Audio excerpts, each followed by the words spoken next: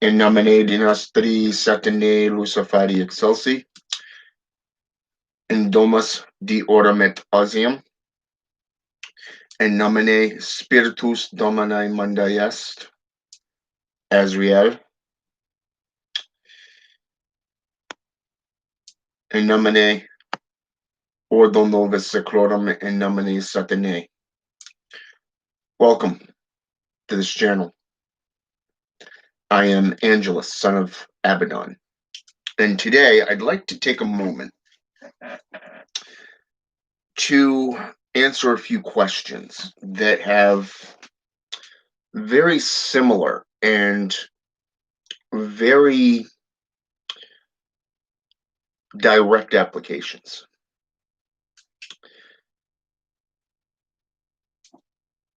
Over the last 4 days, I've been getting a few messages that I've finally had a chance to look at and reply. For those of you who have actually asked questions that I have not gotten to yet, patience, I'll get to them.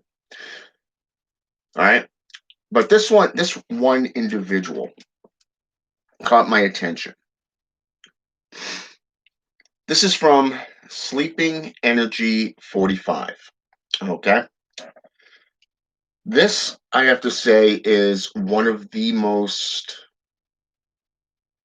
cognitive thought forms that I've ever seen. Okay. And he says, "Hey, Michael, I noticed since I have been subscribed to you that you seem to live stream daily or every few days. I have been in your chat room a few times, but never had a serious question outside of curses until now. What do you do if you have no spirits on your side? I was cursed to believe that if I have no spirits on my side, this would be the main reason. I have never felt any spirits or a presence in my life. Other people, houses, or properties, I have felt energy, but not when I'm alone. Thanks for reading. Peace."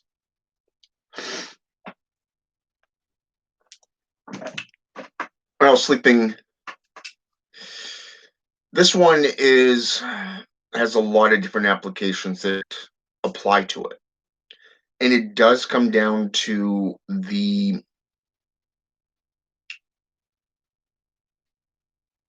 system of sorcery that you're practicing. If you're practicing, for an example, atheistic Satanism, you're basically canceling yourself out because you're calling on the very forces that are bestowing things upon you. Okay? While publicly and figuratively acknowledging that they don't exist at the exact same time. This is what we refer to as a double negative. And you literally are canceling your actions out if that is the case. Luciferianism, however, uses masks to uncover any situation within the practitioner's lives. If you're broke, you go to, say, for instance, it's Satan's, the mask of Satan, or the mask of Boone, I might say. Okay. Boone, Viney, these are just masks to them. Therefore, they're going to petition, they're going to go to their altar and they're going to do a ritual to one of these two beings, utilizing that mask and that need and that want, that desire to have the money. Spiritual and theistic Satanism, which I personally view as one and the same. I do not view them as separate. I view them as one. They just got one. They're both spiritual in nature and they're both theistic. foundations wise. And this here is something that you believe in an actual Satan. You believe in an actual deity that can bestow gifts and serve the forces of, say, for example, darkness. And as many sorcerers, a few sorcerers have pointed out, there is a conflict within duality. Okay. There is a conflict of choosing a side. Because if you choose a side, you're going to be attacked from the opposite side. But there's also an upside to that. And this is why. When we go back to Sanskrit, okay, we go into the Dead Sea Scrolls, specifically that of the scroll of Amrin. And I've discussed this before in short, you know, controlled clips. Is you have Belial, the leader of the sons and daughters of darkness, which coexists within many different formulations of text since that time, including the children of Belial out of the Bible. Okay. Now, Belial and the sons and daughters of darkness, stand against Michael, the archangel. Okay. And depending on which variation in history you're going by, today in Hebrew, Michael means he who was like God. Okay. 500 years ago in Pig Latin, specifically cuneiform, his name means soul collector. Go back to Sanskrit and it means face of love. Okay. So he is the ruler and leader of the sons and daughters of light. You go into the Necromaicon and you're going to see Marduk versus Tiamat, Satan versus Yahweh, or say for example, Ahura Mazda versus Orion. Okay. Or if you want to today, Jesus Christ versus that of Lucifer. Okay. So it's just the same old duality, the same old conflict of having to choose a side. But what if you want to choose your side? Okay. It's all good to choose a system that allows you to be who you are and what your aims are, your goals. But what about choosing that side? Let's say, for example, you choose Satanism. You do the pact, you do the ritual, and you align yourself with a current of demonic activity. Okay? You align yourself to Satan, to Lucifer, to Belial, or to Leviathan. Okay? There's a lot of systems that you can do this with. It's not just Satanism. It's also in witchcraft. It's also in shamanism. It's also in just about every form. But you don't have to choose a side. You don't have to align yourself with spirits. It does help and it does increase your power, your knowledge, your intuitiveness, your sensitivity to certain currents and energies. And yes, there are beings out there that will come to your aid if you call on them, if you petition them to come onto you and to defend you, to help you when you're being attacked. For an example, let's take the zombie. Okay, the zombie is a mindless drone. Okay, you as the practitioner can direct that spiritual being, that reanimated being, and you can direct its attention for a specific goal, and it will go off and do that goal and come back with it because you're in control of that being. But let's go into, say, for example, the Jewish customs and go with the golem. The golem, on the other hand, has a mind of its own. You stitch it together with a name, a magical name. It breathes, it lives, it is in the same mannerism as a Agori. Okay. In this case, it can defend you. It can go off and do tasks that will benefit your life. You don't have to tell it what to do. You don't have to do anything because it has a mind of its own. Now, let's say, for example, you go into vampiric traditions. You can align yourself with those darkness, those dark forces. Like, say, let's go with Anne Rice, Dracula. Okay. Dracula is based off a fictional 15th century being known as Vlad the Impaler. Okay. Who was at the time was defending his homeland from the Turks. Now, what's ironic about this is that when we look at a system of magic, we look at the entities. Let's say, for example, the Legionnaires. Okay, the Legionnaires come in many forms. You have the Banshees that will foretell your death or your enemy's death. You can send them unto your enemy so that they can say, "Okay, I'm going to die soon." You can send the Reavers, the Revenants, the Black Dog after them to destroy them. You can send a Ghoul to eliminate your enemy. Okay, but when it comes down to aligning yourself with a current, that's all it is. You're aligning yourself with that current. It would be like if you went into demonolatry and you went underneath, say, the nine kings, the nine infernal kings, okay, of the Goetia, put out in Salamantic literature. They are, in a lot of cases, the most powerful ruling system out there.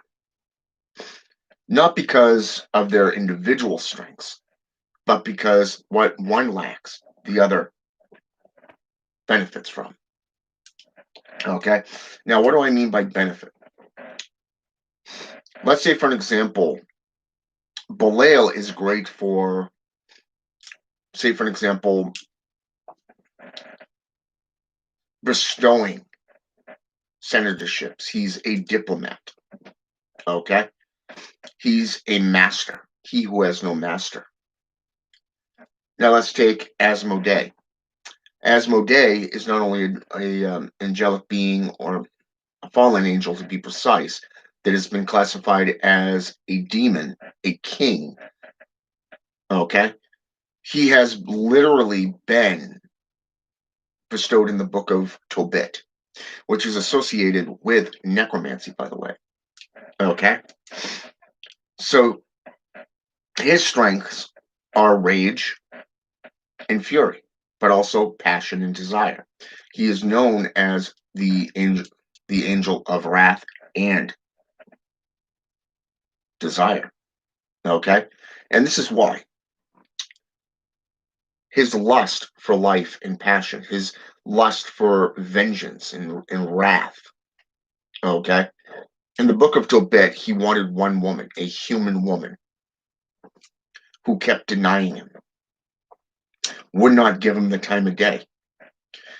And in return, he flat out killed 7 of the 8 suitors.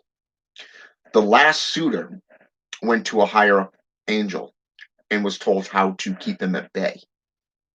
You see, when Asmodee tried to go after him, he was blocked. He couldn't get in. He couldn't do nothing to harm the suitor. And they lived happily ever after. Okay? Bestowing yourself in the forces of darkness or the forces of light doesn't really protect you per se.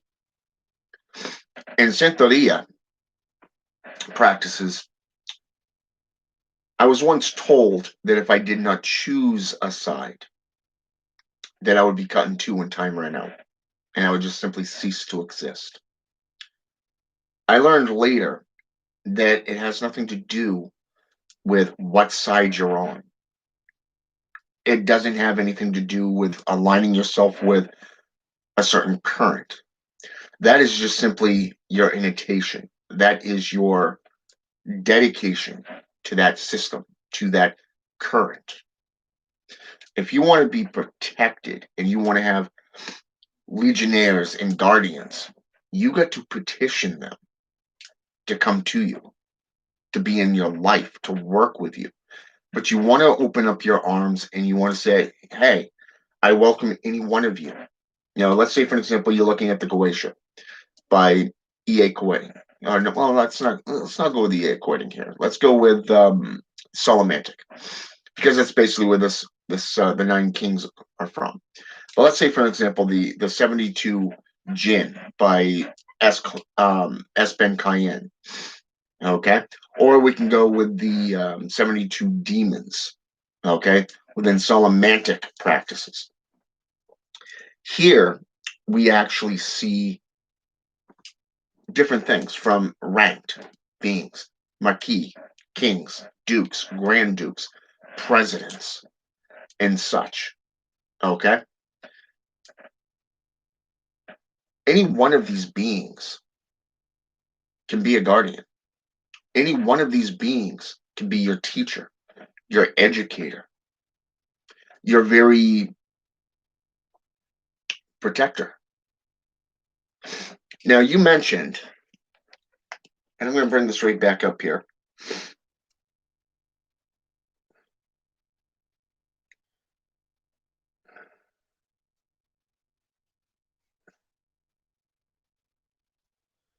No spirits on your side.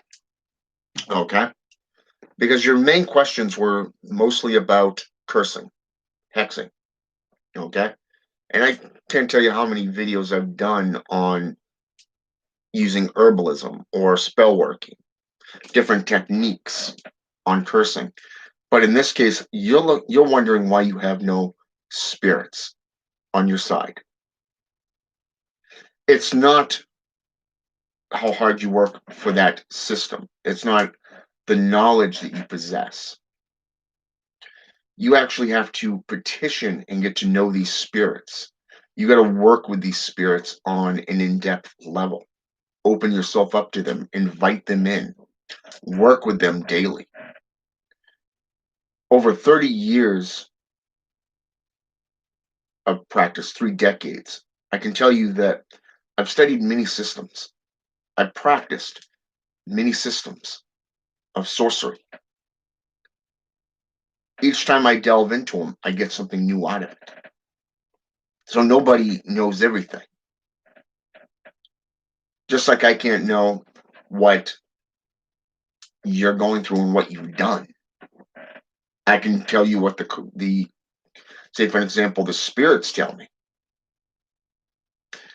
I can tell you what, say, for example, a deck of tarot cards can tell me about your situation. But just from what you put here in this text, to which I did reply to, by the way, okay,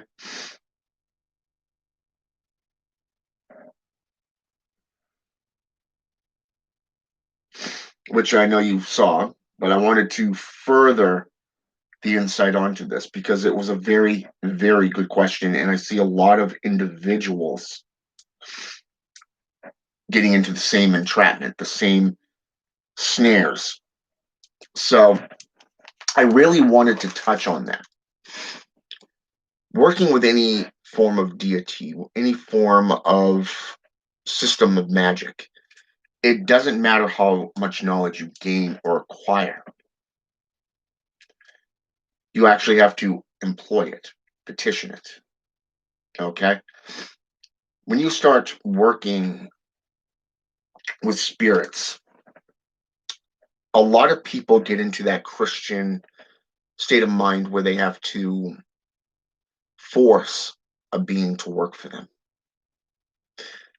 Do you know how many times I've seen people fail at that? A lot. I knew a Christian, a Catholic girl. She's now Wiccan. And her friend, who was Wiccan, is now Baptist because they tangled with these systems. And they learned a very important lesson.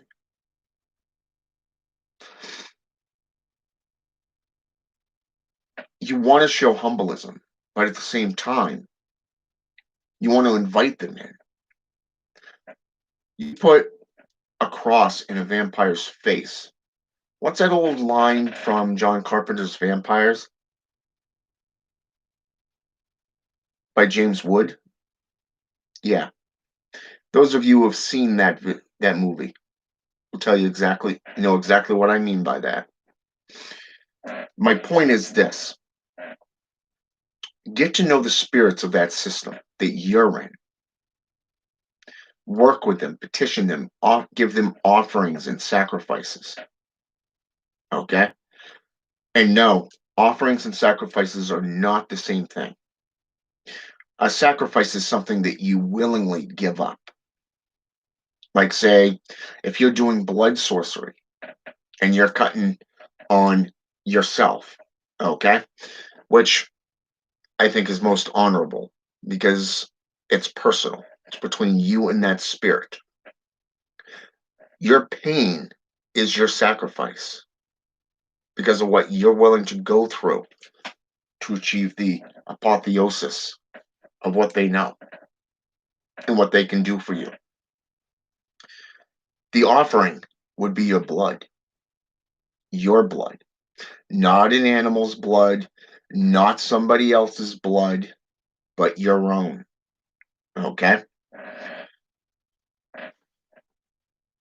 Now, what's ironic is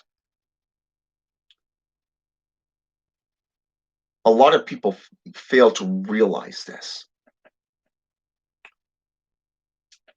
These are things that I would recommend to you, not just the circle of empowerment. Okay? I've used demonic circles, I've used the circle of empowerment before. I'm currently using the circle of Urilla, okay, for an example. This is a very powerful seal, okay? It's a very powerful circle. It's got a lot into it, and it's based off real magic, real sorcery, okay? Now you take, for an example, that of E.A. Coetti. His circle is something that is very, very powerful, okay? I have friends who have utilized this circle, and he is right on that circle. It's not one of these bullshit circles that will protect you.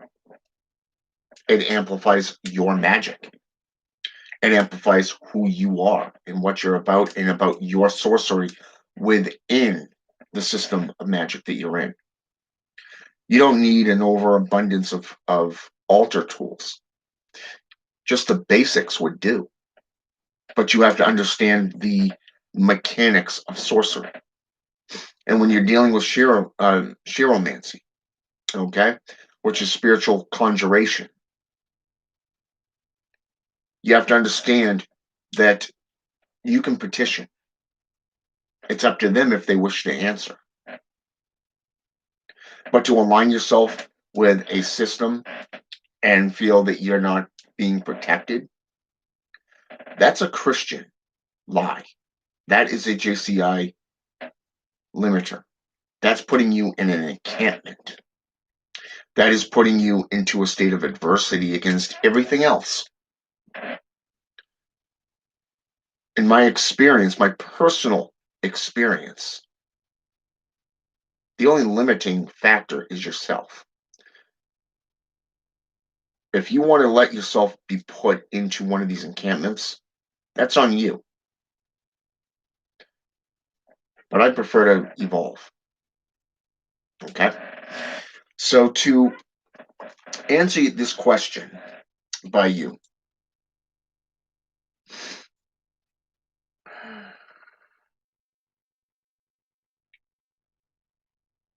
Sleeping Energy 45. My recommendation for you is this. Look at the tools that you have at your disposal. Look at the system that you've chosen, okay, or that's chosen you, okay, the one that you connect to personally. Look at the deities that is around you, okay, that your system works with. Who do you resonate with? Draw the circle. Doesn't matter if it's the circle, a circle of empowerment. Doesn't matter if it's a demonic sigil where you're going to sit in the center and summon them, petition them, evoke them, invoke them. Evocation is one of the best systems out there. I'll tell you that. And that's one thing Ian E.A. Quitting and I actually agree on. Now, I've never met the man personally, but I do like a lot of his stuff. So get the circle, learn your system, resonate with that system. Most importantly, utilize the spiritual connections. Break them down. Look at who's the aggressors. Okay? Look at who's the guardians. Who's the ones that can bestow gifts upon you, like say senatorships or ambassadorships. Okay? Or even Grave Lord. Whatever. Doesn't matter what system you're in. Look at this stuff. Next, start giving them offering, finding out what they like. Do they like jasmine? Do they like sandalwood incense? Do they like dragon's blood, myrrh? Okay. Do they like nachampa? Okay. Do they like amber? Okay. These are things that will help you connect to these spirits because it grabs their attention. Not just names, not just letterings such as runes, not just the circle or the candles, but to learn about these beings and learn their strengths and their weaknesses. Like I said, each being, each group of being, each order has strengths and weaknesses, just like you and I do. But where one lacks, another one has that strength. Together, you're unstoppable. But you have to learn the system.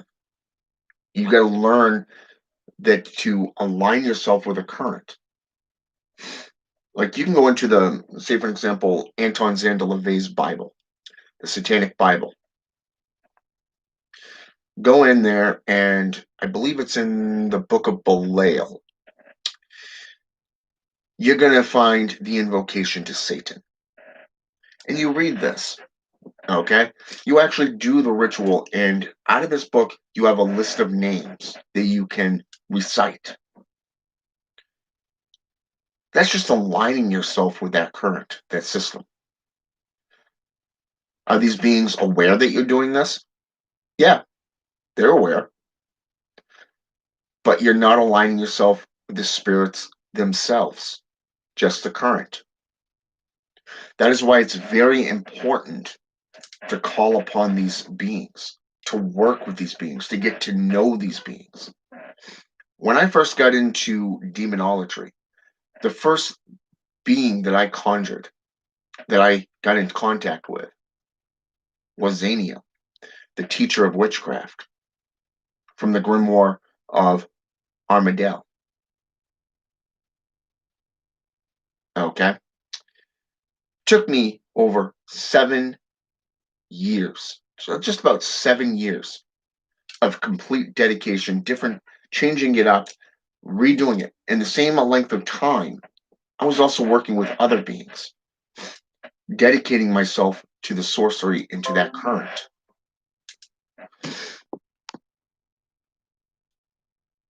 Literally getting into the various different aspects of it, learning the mechanics of and tools, not just alphabets or languages,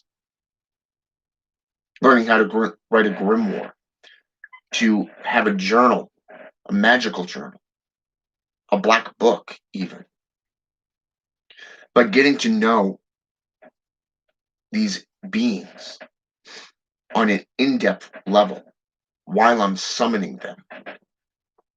It took me 7 years because I had no teacher, no guide. I had to do all this stuff on my own. And you know what? It paid off. Because one thing I learned about Zaniel is that unlike, say, Mephistopheles or Lucifer's Raphael, Zaniel's going to sit back and see what you're willing to do. He's not going to go, oh, you want to summon me? Guess what? I'll work with you. No. Zaniel is going to watch you. He's going to observe your actions to see what you're willing to do, how far you're willing to go. Are you willing to adapt? Are you willing to experiment? What are you willing to do to learn what he has to offer you? Long before he steps up to the plate and goes, hey, enough's enough. I'm here. I'm listening. Let's get to know each other. Other cases, like I said, working with Mephistopheles, Lucifer's Raphael, they're right there. You make the pact, you make the deal, you summon them, you petition them, you get to know them, and you work with them. Working with any demon, any jinn, any Ugan, any Lola, it takes time to develop those relationships. But they are individual conscious beings. That's all. That's what they are, just conscious beings, individuals. And you got to get to know them on a personal, in-depth level. Am I talking like, say, doing things Priestess Maxine's way, from the Joy of Satan? No, not even. No, there's too much idiocy dealing with demons and sex these days. People think that it's all about sex, that it's all about drugs, and that it's all about all this stuff. Well, let me put it to you this way. One thing I've learned is that herbs can help you. They can relax you like catnip tea, where it takes that anxiety away. It allows you to relax enough to get into a meditative state. You're welcome, Damien. It allows you to focus your attention to where you can sit quietly, quiet your mind, not just your body, but you have to open yourself up to these beings. Doing an evocation or an invocation, summon them. Utilize a candle flame, or perhaps, say for an example, a personal sigil. Utilize blood sorcery. A lot of demons like blood sorcery. Don't know why, but it's there. On top of that, certain items really attract them. You take necromancy for an example. Skulls, bones, they have sources of power.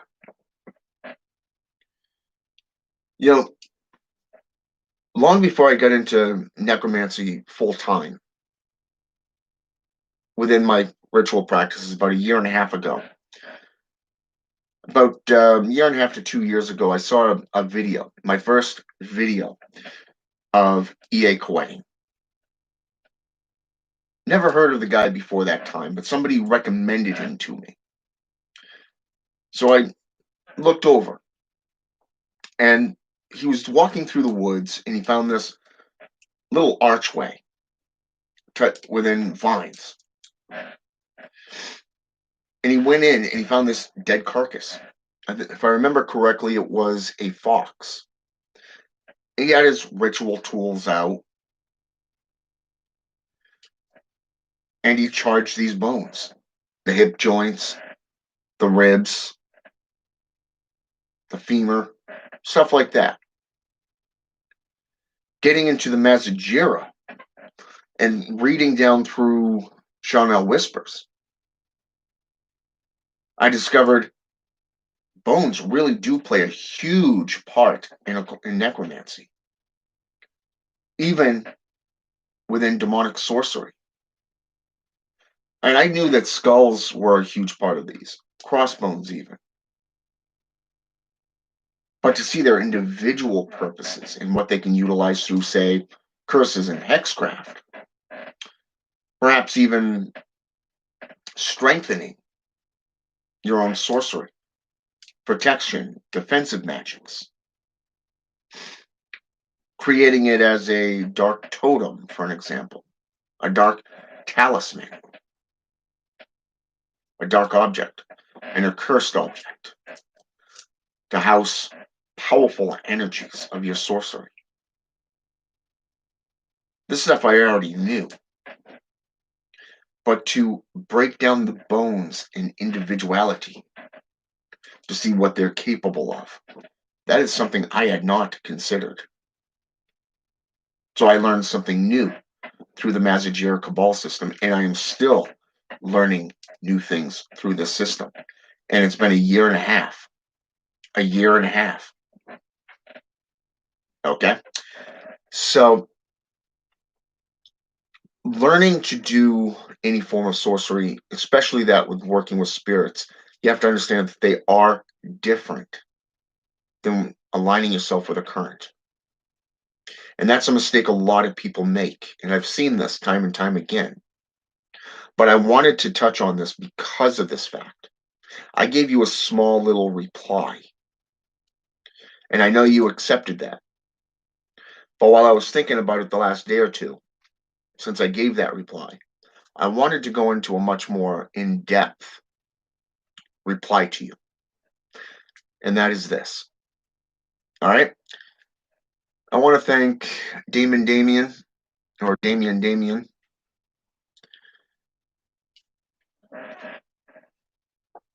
for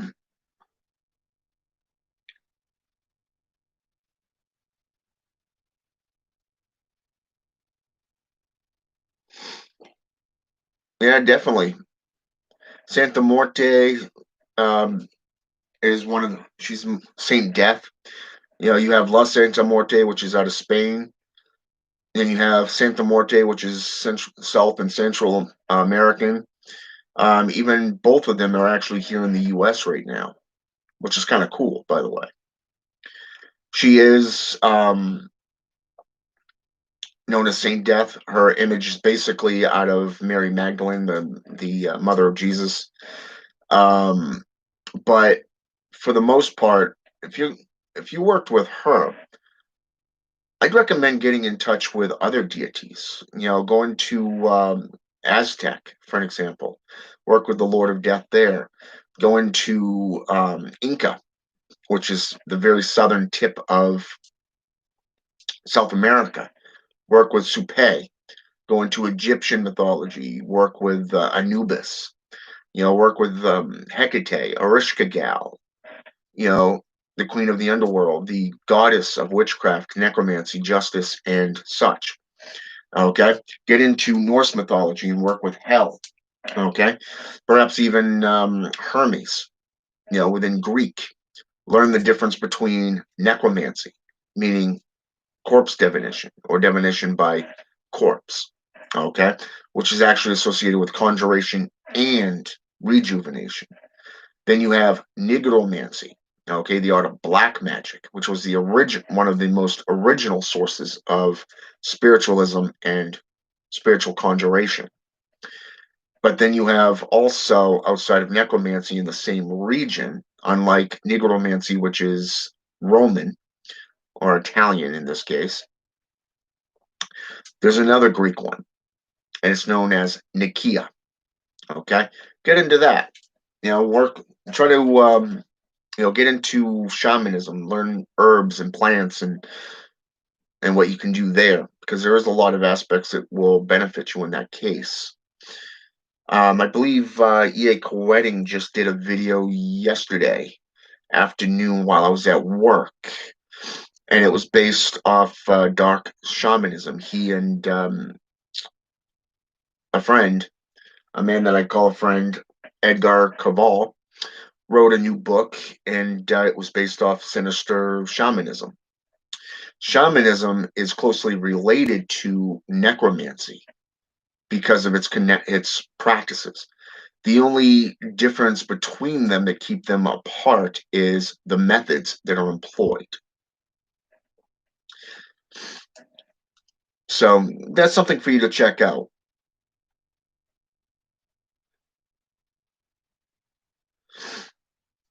Well, don't let that get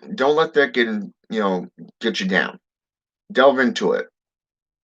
Keep on going.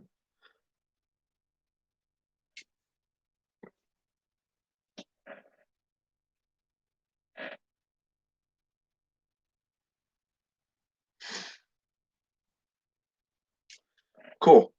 And yeah, those are cool systems.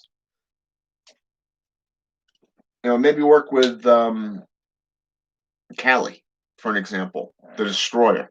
Work with the Abaddon, Azrael, even. Last night I was sitting in the cemetery and I started petitioning and calling out to Abaddon and Azrael.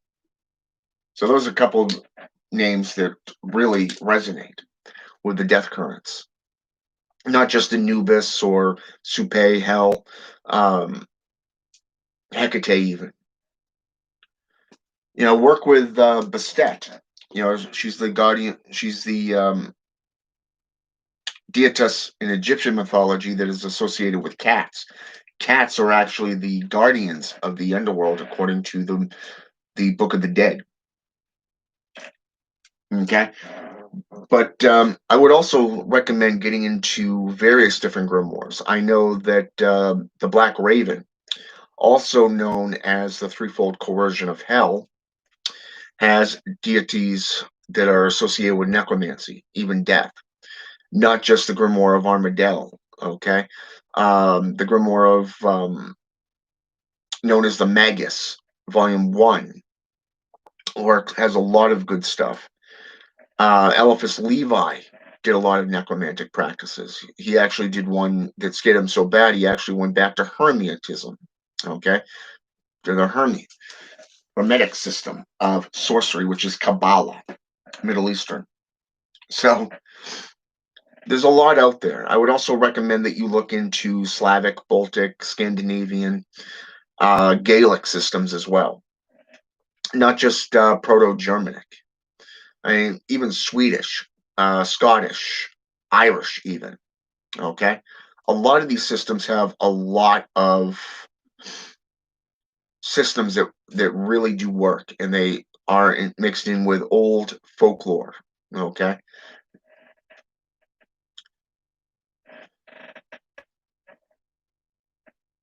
yes, I do.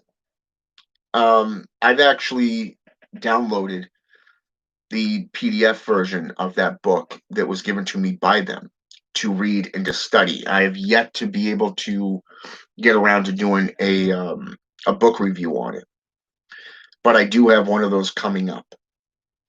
But yeah, they are actually good friends of mine. I actually refer to them as to my friends and to my apprentices as brothers and sisters of the craft, the arts.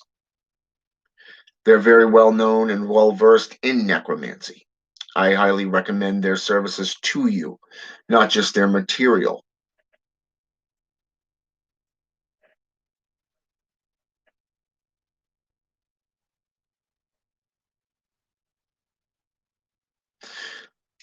Yeah, I realize that, Damien. I'm just trying to give you a little bit of perspective to understand that there's nothing to be scared of. There's nothing to be feared by working with them. The only thing that will benefit you is taking those steps to open yourself up to them. Because you got to remember that a lot of people that come into the left hand path are coming from the right hand. The two different systems. Think of the 9 choirs of heaven and hell. There are 9 realms between the throne of God and this realm, and vice versa from this realm to the throne of Satan. Going to Dante's Inferno, 13 levels of hell. Devil's encased in the very bottom with all his mouths open, fire and brimstone, that he's encased in. But also Judas Iscariot's on his left, and then you have this soldier on his right. Every viewpoint of this, there are different rulers of these hells, these realms. Go into Asian communities, and you get different forms of hells from Buddhism. Every system has different viewpoints of this, not just demonology or angelology or even necromancy or Satanism. You consider ghouls are just like the vampire. They're like the lycanthrope. They're like the zombie, the revenant, the reavers. Okay? You got to be able to understand these deities and who they are, what these magical beings can do for you in your practice. Okay? So, again, back to the original question. Here we're seeing just knowing that these beings are of the death current. Guess what? You know how to work with them. You can study them as individuals. Look up the Dralith, the Elven. They're broken down into 3 sections. Go into the Siddhi, also known as the Sith. A lot of people, when they hear the term Sith, oh my God, he works with the Sith of the Jedi. No, the Sith are the Irish counterparts to the Scottish Siddhi. Okay, they're known as the people of the mounds. So this is why I'm saying when you get into a system, you can align yourself with that system, but you actually still have to do the work and get to know these beings. This is where you forge those relationships. This is where they will come to you to defend you as much as you defend them. Okay? So again, we're right back to that original question that I replied to. All right? So I do recommend that for those of you who are listening and wanting to get into the arts, especially that of, say, necromancy or shamanism, check out Baron and Baroness Aragni's work. Very, very enlightening, cutting edge. I do recommend them, and I do like their works. I have several of their PDFs, and they're good friends of mine. So, with that said, I want to thank everybody that's taken the time to jump on here with me. And until next time, have a good one.